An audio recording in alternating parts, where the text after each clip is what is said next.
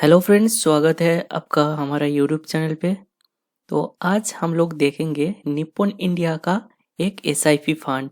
तो जहाँ पे आप लोग कम से कम इन्वेस्ट करके एक अच्छे खासा रिटर्न जनरेट कर सकते हैं। तो इस वीडियो में हम लोग देखेंगे कि निप्पॉन इंडिया का कौन सा एसआईपी फंड में हम लोग को इन्वेस्टमेंट करना है, कौन सा फंड अच्छा है, क्यों अच्छा है, उसका फ्यूचर क्या है, उसका पास्ट रिकॉर्ड क्या था, इस फंड में क्या क्या प्रॉफिट है, क्या क्या ड्रॉबैक्स है, ये सब कुछ हम लोग इस वीडियो में देखेंगे। ठीक है, तो अगर आप लोग इस चैनल पे नया है तो please subscribe this YouTube channel and press the bell icon. So Nippon India में हम लोग कम से कम इन्वेस्टमेंट करके हम लोग मैक्सिमम रिटर्न कैसे पा सकते हैं, ये हम लोग इस वीडियो में देखेंगे। तो निप्पॉन इंडिया का कौन सा फंड है? यह है Nippon India small cap fund direct growth. तो इस फंड में हम लोग इन्वेस्टमेंट करेंगे और इसका फास्ट रिकॉर्ड भी देखेंगे और फ्यूचर क्या हो सकता है, 5 साल, 10 साल, 15 साल, 20, 25, 30 साल तक क्या रिटर्न मिल सकता है, ये सब कुछ हम लोग इसी वीडियो में देखेंगे। ठीक है, तो Nippon India small cap fund ये एक बहुत बढ़िया म्यूचुअल फंड्स है और इसका रेटिंग्स भी 5 स्टार है। तो ये एक स्मॉल कैप फंड है। तो बेसिकली 3 तरह का फंड होता है, large cap fund, mid cap fund और स्मॉल कैप फंड। जिस कंपनी का कैपिटल साइज कम होता है वो होता है स्मॉल कैप फंड, और जिस कंपनी का कैपिटल साइज मीडियम होता है वो होता है मिड कैप फंड, और जिसका बहुत ज़्यादा होता है कैपिटल वो होता है लार्ज कैप फंड। तो स्मॉल कैप फंड में इन्वेस्ट करने का बहुत सारे फायदा है। उसमें से एक है कि स्मॉल कैप फंड बहुत जल्दी ग्रो करता है और रिटर्न भी जबरदस्त देता है, और हम लोग यहाँ पे डायरेक्ट ग्रोथ फंड पे इन्वेस्टमेंट करेंगे। ठीक है, तो अभी हम लोग Nippon India small cap fund direct growth का रिटर्न देख लेते हैं। तो ये ऑल टाइम का कितना रिटर्न दिया है, 27.11%। जब से ये फंड स्टार्ट हुआ है तब से लेके आज तक हर साल ये 27% करके रिटर्न दिया है, और लास्ट 5 ईयर्स में क्या रिटर्न दिया है, 36.11%। तो लास्ट 5 ईयर में ये ज़्यादा रिटर्न दिया है, पर ईयर ये 36.11%, जो कि बहुत अच्छा खासा रिटर्न होता है एसआईपी में। और लास्ट 3 ईयर्स का 27.56% और लास्ट 1 ईयर का 33.88% रिटर्न दिया है। तो हम लोग यहाँ पे एसआईपी कितना करेंगे, हम लोग एसआईपी करेंगे 1000 रुपये पर मंथ। तो मंथली हम लोग 1000 रुपया करके यहाँ पे इन्वेस्टमेंट करेंगे, और आज के दिन में 1000 रुपया मंथली सेव करना या फिर इन्वेस्ट करना उतना बड़ी बात नहीं होता है, क्योंकि ये हम लोग फ्यूचर के लिए कर रहे हैं, और ये हम लोग हर महीने 1000 रुपये करके डालेंगे और एक बहुत अच्छा खासा रिटर्न हम लोग जनरेट करेंगे इस 1000 रुपये से। ठीक है, तो इस फंड में हम लोग लमसम अमाउंट डाल सकते हैं। क्या लमसम क्या होता है कि तो आप एक बड़ा अमाउंट का पैसा जब एक साथ इन्वेस्ट करते हैं म्यूचुअल फंड में, वो होता है लमसम। तो Nippon India small cap fund, इसमें अभी के लिए लमसम अलाउ नहीं है, लेकिन इसका अदर जो फंड है निप्पॉन इंडिया का वहाँ पे अलाउ है। तो हम लोग एसआईपी का यहाँ पे देखेंगे। तो इसका मैक्स इन्वेस्टमेंट का उतना कोई रेस्ट्रिक्शन नहीं है, और इसका फंड साइज यहाँ पे कितना है, एक स्मॉल कैप फंड है और इसका फंड साइज है 62,259 करोड़। तो इतना रुपया लोगों ने इस एसआईपी में इन्वेस्ट करके रखा है। ओके, सो नेक्स्ट हम लोग देखेंगे कि होल्डिंग्स। तो कौन कौन सा कंपनी में हमारा पैसा इन्वेस्ट होगा।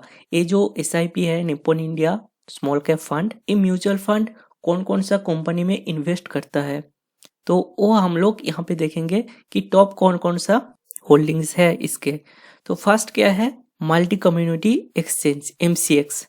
सो एमसीएक्स जो लोग ट्रेडिंग करता है एमसीएक्स में वो लोग जानता है कि एमसीएक्स कम्युनिटी ट्रेड के लिए जाना जाता है, एक बहुत अच्छा प्लेटफॉर्म है। यहाँ पे इसका होल्डिंग्स है एचडीएफसी बैंक, जो आप लोग जानते हैं एचडीएफसी बैंक, जो कि बहुत पुराना बैंक है और फेमस है, यहाँ पर भी होल्डिंग्स है।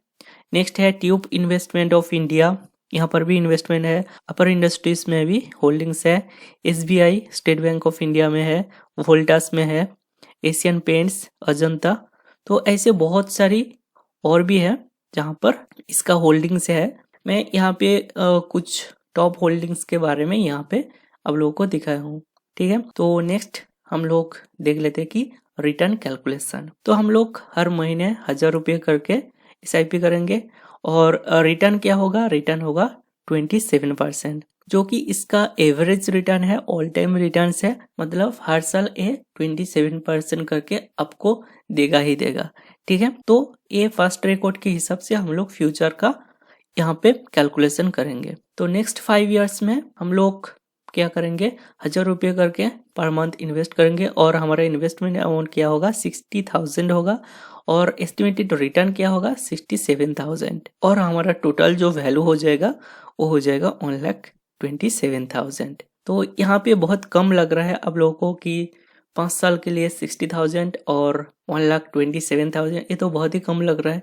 लेकिन जब ये टाइम इंक्रीज होगा, जब आप लोगों का SIP का टाइम पीरियड इंक्रीज होगा, कंपाउंडिंग भी बहुत ज़्यादा इंक्रीज हो जाएगा। तो नेक्स्ट हम लोग देख लेते हैं 10 इयर्स के लिए।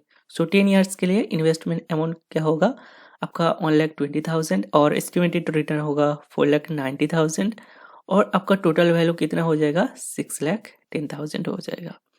10 इयर्स के हिसाब से हो जाएगा। तो अगर ऐसा करके हम लोग 15 इयर्स तक इस SIP को करते रहे तो कितना अमाउंट इन्वेस्ट हो जाएगा हमारा, 1,80,000 आप लोग का इन्वेस्ट हो जाएगा। और रिटर्न क्या मिलेगा, आप लोग देखो रिटर्न कितना चेंज हो गया।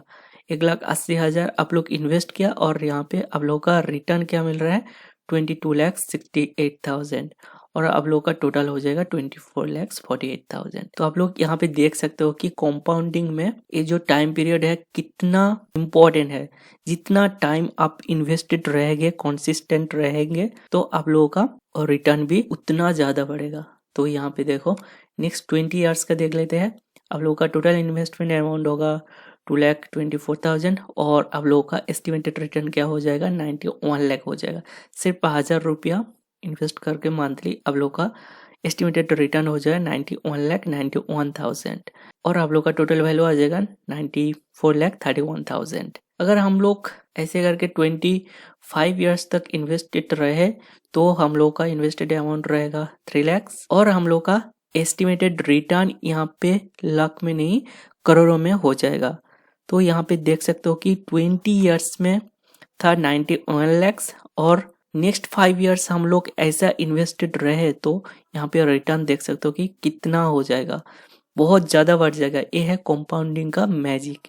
यहाँ पे सिर्फ 1000 रुपया मंथली इन्वेस्ट करके आप लोगों का 25 इयर्स में एस्टिमेटेड जो रिटर्न हो जाएगा वो कितना होगा, 3,56,68,000 हो जाएगा और टोटल वैल्यू हो जाएगा 3,59,68,000, जो कि बहुत बड़ा रकम होता है। अगर आप लोग 25 इयर्स तक कंसिस्टेंट रहे इस फील्ड पर तो आप लोगों को कोई भी नहीं रोक सकता। तो देखो मैं यहाँ पे दिखा देता हूँ कि 30 इयर्स में क्या हो जाएगा आपका रिटर्न। तो आप लोग सिर्फ 3,60,000 रुपया इन्वेस्ट करोगे पूरा लाइफ टाइम में यहाँ पे 30 इयर्स तक। ठीक है, अगर उसके बाद आप रिटायर्ड हो जाए तो आप लोगों के पास कितना रुपया रहेगा, 13 करोड़ आ जाएगा, 13,68,14,000। तो इतना रुपीस आप लोगों के पास आ जाएगा। तो सिर्फ 1,000 रुपया मंथली आप लोग को इन्वेस्ट करना है और कंसिस्टेंटली इन्वेस्ट करना है। मार्केट कहीं भी जाए, ऊपर जाए, नीचे जाए, गिरता जाए, जो होता जाए, कुछ देखना नहीं, सिर्फ आप लोगों को लॉन्ग टर्म के लिए इन्वेस्टेड रहना है। तो अभी हम लोग देख लेते हैं कि इसका पॉजिटिव क्या है।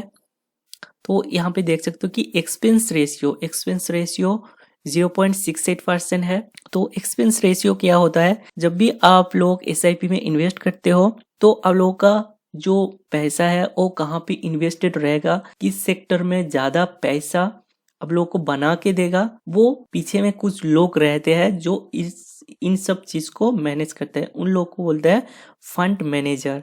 तो वो लोग ये सब मैनेज करते हैं। तो उसके लिए वो लोग एक मिनिमल अमाउंट चार्ज करते हैं। आपका जितना भी पैसा इन्वेस्ट होता है उसके हिसाब से वो लोग मिनिमल चार्जेस यहाँ पे लेता है और यहाँ पे एक्सपेंस रेशियो क्या है 0.68%। अगर आप लोगों के पास 100 रुपया इन्वेस्टेड है SIP में तो वो लोग कितना पैसा लगेगा, यहाँ पे 68 पैसा वो लोग चार्ज करेगा। ठीक है, ये होता है एक्सपेंस रेशियो। और यहाँ पे देख सकते हो कि Nippon India small cap fund का रैंक कितना है। तो इंडिया में इसका रैंक है नंबर 4। ये स्मॉल कैप फंड है, तो आप लोग देख सकते हो कि इसका टोटल एसेट में इसका रैंक है नंबर 4 इन इंडिया। तो इंडिया में बहुत सारे small cap, large cap, mid cap fund है, लेकिन ये नंबर 4 में है। तो इसको हम लोग पॉजिटिव वे में ले सकते हैं। तो यहाँ पे नेक्स्ट 5 इयर्स को जो रिटर्न्स है वो है हायर है ऑल टाइम रिटर्न्स के कंपेयर में। वो ठीक है, वो तो पॉजिटिव है, कोई बात नहीं। तो नेक्स्ट देख लेते हैं इसका नेगेटिव क्या है। तो इसका नेगेटिव जो है, अगर आप लोग 1 साल से पहले इसको निकाल लेते हैं, तो 1 साल से पहले आप लोगों का कुछ प्रॉब्लम हो गया और आप लोग इस फंड से पैसा निकालना चाहते हो, तो उसके लिए क्या लगेगा, उसके लिए आप लोगों को चार्जेस देना पड़ेगा। तो इसलिए आप लोगों को सोच समझ के इन्वेस्ट करना है। यहाँ पे जब भी आप लोग इस टर्म्स और कंडीशंस के बाहर जाएंगे तो आप लोगों को चार्ज देना ही पड़ेगा। तो यहाँ पे देख सकते हो कि एग्जिट लगेगा 1% और टैक्सेस तो लगेगा 20% ऑन योर रिटर्न। तो जितना भी रिटर्न होगा उस पे 20% टैक्सेस गवर्नमेंट यहाँ पे चार्ज करेगा। अगर अपने लॉन्ग टर्म के लिए यहाँ पे इन्वेस्टेड रहे तो आप लोगों को कितना चार्जेस देना पड़ेगा। तो ये बहुत इंपॉर्टेंट बात होती है, क्योंकि गवर्नमेंट यहाँ पर भी आपका टैक्सेस लगाता है। आपका जो भी प्रॉफिट होगा, प्रॉफिट के ऊपर भी यहाँ पे टैक्सेस देना पड़ेगा गवर्नमेंट को। और वो यहाँ पे क्लियरली लिखा हुआ है कि अगर आप लोग 1 साल के बाद आपका पैसा निकालते हो तो कितना चार्जेस देना पड़ेगा, 12.5% ऑन रिटर्न अबव 1.25 lakhs। अगर आपका रिटर्न 1,25,000 से ऊपर है तो आप लोगों को 12.5% करके टैक्स देना पड़ेगा सरकार को। ठीक है, तो ये सब बात आप लोगों को बहुत अच्छी तरीके से देख लेना है और उसके बाद ही आप लोगों को इन्वेस्ट करना है। आशा करता हूँ कि इस वीडियो आप लोगों को अच्छा लगा, तो please like the video and share it with your friends and don't forget to subscribe. So thank you for watching this video. See you in the next video.